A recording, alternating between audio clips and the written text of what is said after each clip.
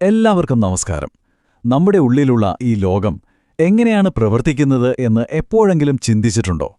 ഇന്ന് നമ്മൾ ആ രഹസ്യങ്ങളിലേക്കാണ് കടക്കാൻ പോകുന്നത്. അപ്പോ നമുക്ക് ഒരു ചോദ്യത്തിലൂടെ തന്നെ തുടങ്ങാം. നിങ്ങളെപ്പോഴെങ്കിലും ആലോചിച്ചിട്ടുണ്ടോ ഈ ചിന്തകളൊക്കെ ശരിക്കും എവിടെ നിന്നാണ് വരുന്നതെന്ന്? വളരെ സിമ്പിളായിട്ട് തോന്നാം, പക്ഷേ ഉത്തരം അത്ര സിമ്പിളല്ല. നമ്മുടെ ഉള്ളിൽ ചില കാര്യങ്ങൾ ഒരു പ്രോഗ്രാം ചെയ്ത പോലെയാണ്, അല്ലേ? നമുക്കൊഴിവാക്കാൻ പറ്റാത്ത ചില ശീലങ്ങൾ, എവിടെ നിന്നാണെന്നറിയാത്ത പെട്ടെന്നുള്ള മൂഡ് സ്വിങ്സ്. ചിലപ്പോൾ തോന്നും ഇതൊക്കെ നമ്മുടെ DNA-യിൽ തന്നെ ഉള്ളതാണെന്ന്. അപ്പോൾ ഈ പ്രോഗ്രാമിൻ്റെയൊക്കെ ഒരു സെൻട്രൽ ഹബ്ബ്, ഒരു സ്റ്റോറേജ് പോയിന്റ് ഉണ്ടെന്ന് ഞാൻ പറഞ്ഞാൽ നിങ്ങൾ വിശ്വസിക്കുമോ? ആ കേന്ദ്രം എവിടെയാണെന്ന് കണ്ടുപിടിക്കുന്നതിന് മുമ്പ് നമ്മളെ മുന്നോട്ട് കൊണ്ടുപോകുന്ന ഒരു സൂക്ഷ്മമായ ഊർജ്ജ സംവിധാനത്തെക്കുറിച്ച് നമ്മൾ മനസ്സിലാക്കണം. അതാണ് നമ്മുടെ ആന്തരിക ലോകത്തിൻ്റെ അടിസ്ഥാനം. വേദാദ്രി മഹർഷിയുടെ പഠനങ്ങളനുസരിച്ച് എല്ലാത്തിൻ്റെയും തുടക്കം ജീവശക്തി കണികകൾ എന്ന് വിളിക്കുന്ന ഒന്നിൽ നിന്നാണ്. എന്താണിവ? ഇവ സ്വയം കറങ്ങിക്കൊണ്ടിരിക്കുന്ന നമ്മുടെ ഊർജ്ജ ശരീരത്തിൻ്റെ അല്ലെങ്കിൽ സൂക്ഷ്മ ശരീരത്തിൻ്റെ അടിസ്ഥാനമാണ്. ജീവന്റെ സത്ത എന്ന് തന്നെ പറയാം. അപ്പോൾ ഈ ജീവശക്തി കണികകൾ എങ്ങനെയാണ് ഒരു ഊർജ്ജമണ്ഡലം ഉണ്ടാക്കുന്നത്? വളരെ സിമ്പിളാണ്.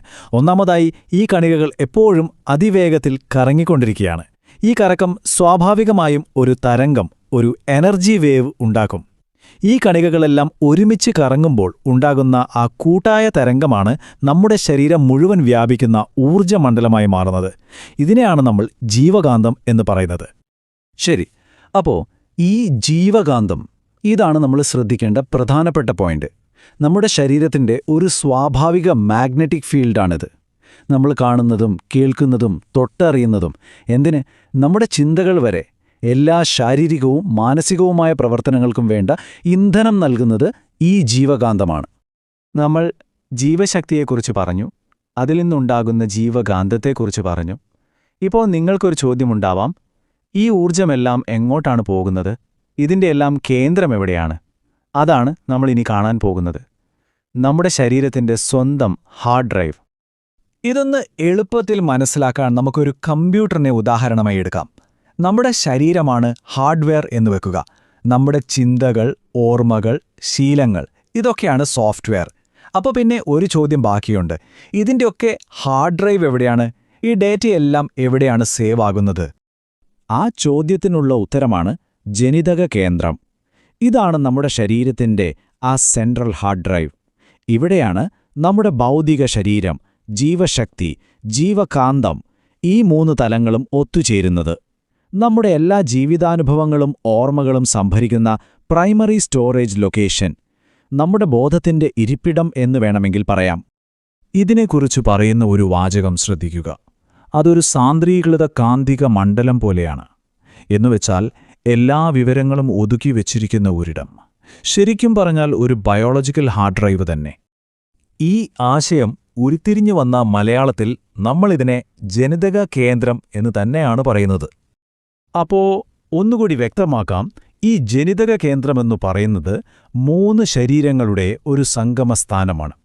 1 നമ്മുടെ ഭൗതിക ശരീരം, 2 സൂക്ഷ്മ ശരീരം, അതായത് നമ്മുടെ ജീവശക്തി കണികകൾ, 3 കാരണശരീരം അഥവാ നമ്മുടെ ജീവകാന്തമണ്ഡലം. ഇവ 3ഉം ഒത്തുചേരുന്ന ഒരൊറ്റ പോയിന്റ്. ഓക്കെ, അപ്പോൾ നമ്മുടെ എല്ലാ ഡാറ്റയും ഈ ജനിതക കേന്ദ്രത്തിൽ സ്റ്റോർ ചെയ്തിട്ടുണ്ടെന്ന് നമ്മൾക്ക് മനസ്സിലായി. പക്ഷെ അടുത്ത ചോദ്യം ഇതാണ്: ഈ സ്റ്റോർ ചെയ്ത ഡാറ്റ എങ്ങനെയാണ് നമ്മുടെ ചിന്തകളായി മാറുന്നത്? ആ ഒരു പ്രോസസ്സ് എങ്ങനെയാണ് നടക്കുന്നത്? അതിനെയാണ് പതിപ്പുകൾ എന്ന് പറയുന്നത്.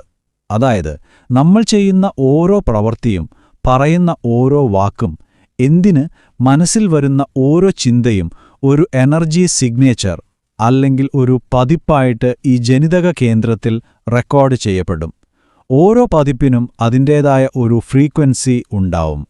ഇനി ഈ പതിപ്പിൽ നിന്ന് ചിന്തയിലേക്കുള്ള യാത്ര എങ്ങനെയാണെന്ന് നോക്കാം. ആദ്യം ഒരു പതിപ്പ് അതിൻ്റെ പ്രത്യേക ഫ്രീക്വൻസിയിൽ ജനിതക കേന്ദ്രത്തിൽ സ്റ്റോർ ആവുന്നു. പിന്നീട് നമ്മുടെ മനസ്സിൻ്റെ ജീവകാന്ത തരംഗം ഒരു റേഡിയോ പോലെ ട്യൂൺ ചെയ്ത് ആ ഫ്രീക്വൻസിയിലെത്തുന്നു. ആ നിമിഷം ആ പതിപ്പ് അവിടുന്ന് വീണ്ടെടുത്ത് നമ്മുടെ മസ്തിഷ്ക കോശങ്ങളിൽ വികസിക്കുന്നു. അപ്പോഴാണ് നമ്മൾ അതിനെ ഒരു ചിന്തയായി അനുഭവിക്കുന്നത്. ശരിക്കും ഒരു ഡേറ്റ റിട്രീവൽ സിസ്റ്റം പോലെ തന്നെ. അപ്പോ ഈ പതിപ്പുകളൊക്കെ എവിടെ നിന്നാണ് വരുന്നത്? നമ്മുടെ സ്വന്തം പ്രവൃത്തികൾ, വാക്കുകൾ, ചിന്തകൾ ഇവയെല്ലാം പതിപ്പുകൾ ഉണ്ടാക്കും. അതുമാത്രമല്ല, നമുക്ക് മുൻപുള്ള തലമുറകളിൽ നിന്നും പാരമ്പര്യമായി പതിപ്പുകൾ കൈമാറി വരാം. നമ്മുടെ ചില സ്വഭാവങ്ങൾ അച്ഛനമ്മമാരെപ്പോലെ ആകുന്നത് ഇതുകൊണ്ടാണ്. നമ്മുടെ ആവശ്യങ്ങളും ഒഴിവാക്കാൻ പറ്റാത്ത ശീലങ്ങളുമെല്ലാം ഇത്തരം പതിപ്പുകളുടെ ഭാഗമാണ്. ഇതെല്ലാം കേൾക്കുമ്പോൾ തോന്നാം നമ്മളൊരു ഓട്ടോമാറ്റിക് സിസ്റ്റത്തിന്റെ ഭാഗം മാത്രമാണെന്ന്. പക്ഷേ അങ്ങനെയല്ല. ഏറ്റവും പ്രധാനപ്പെട്ട, ഏറ്റവും ശക്തി നൽകുന്ന ഭാഗം വരാനിരിക്കുന്നതേയുള്ളൂ. കാരണം നമുക്ക് നമ്മുടെ ഈ ആന്തരിക പ്രോഗ്രാമിംഗിന്റെ നിയന്ത്രണം ഏറ്റെടുക്കാൻ കഴിയും. അപ്പോൾ സ്വാഭാവികമായും ഒരു ചോദ്യം വരും. നമ്മൾ ഈ പ്രോഗ്രാമിന്റെ അടിമകളാണോ? നമ്മുടെയും നമ്മുടെ പൂർവികരുടെയും പഴയ പതിപ്പുകൾ നമ്മളെ നിയന്ത്രിക്കുകയാണോ? ഉത്തരം അല്ല എന്നതാണ്. തീർച്ചയായും അല്ല. നമുക്ക് ഈ സിസ്റ്റത്തിലെ മാറ്റങ്ങൾ വരുത്താൻ സാധിക്കും. എങ്ങനെ? ധ്യാനം, ആത്മപരിശോധന, ചിന്തകളെ വിശകലനം ചെയ്യൽ, സ്വയം തിരുത്തൽ, ഇതുപോലുള്ള കാര്യങ്ങളിലൂടെ നമ്മുടെ മനസ്സിന്റെ ഫ്രീക്വൻസി കുറച്ചു കൊണ്ടുവരാൻ പറ്റും. അങ്ങനെ നമുക്ക് ആഴത്തിലുള്ള പതിപ്പുകളെ ബോധപൂർവം മനസ്സിലാക്കാനും ആവശ്യമെങ്കിൽ മാറ്റങ്ങൾ വരുത്താനും ശുദ്ധീകരിക്കാനും കഴിയും.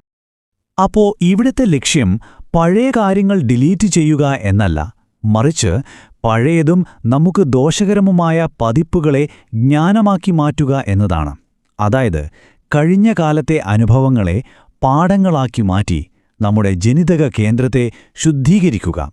അതാണ് യഥാർത്ഥ ലക്ഷ്യം. അപ്പോ ഇതെല്ലാം കേട്ടപ്പോൾ നിങ്ങൾക്കൊരു കാര്യം മനസ്സിലായി കാണും.